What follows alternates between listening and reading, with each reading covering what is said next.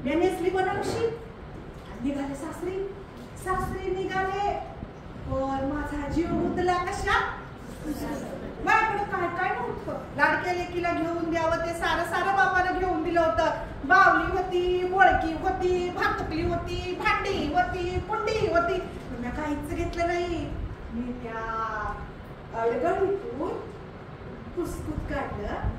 शालूच्या कोपऱ्यात लपवलं सासरी आले सासरी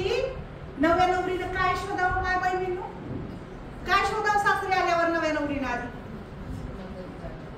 काय आडगोड आम्हा बायाचं अख्खं आयुष्य अडगळीत गेलं अख्खं आयुष्य अडगळीत गेले कधी घरच्यांनी टाकलं कधी अवस्थेने टाकलं कधी हापिसाने टाकलं बाईवर अन्याय होतच राहतो ठिकाण बदलताना मग हापिस बदलत असत्यात कालीचे बदलत असत्यात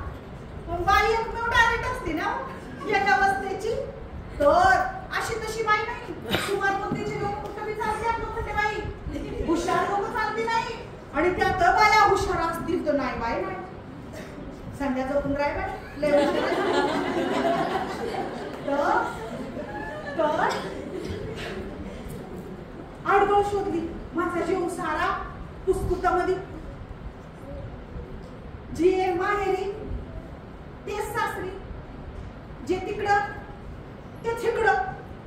पडसाला पानं घरोघरी आणि माय शोधली आडगळ टाकलं तिथं पुसकून येता जाता पायाची पुसकून पायाची डोळे भरून काय व्यवस्था दुष्ट बाई वाईट साईड ना दिली मला मुभाना परवानगी पुस्तक पाहायची ना हुंगायची हे असे असते व्यवस्था व्यवस्था लय अव्यवस्थित असती ती अव्यवस्था आहे पण आपण त्याला म्हणतोय व्यवस्था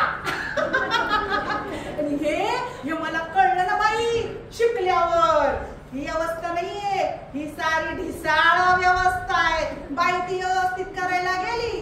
की बाईलाच अव्यवस्थित केलं जाते तिला बावरलं जातंय तिला वगळलं जातंय तिचं चारित्र्य हरण केलं जातंय कारण या अवस्थेला अजून कुठं बुद्धिमान बाई झेपायली हो पेलाली कुठं बुद्धिमान बाई त्यांना चंगू मंगू आणि सुमार बुद्धी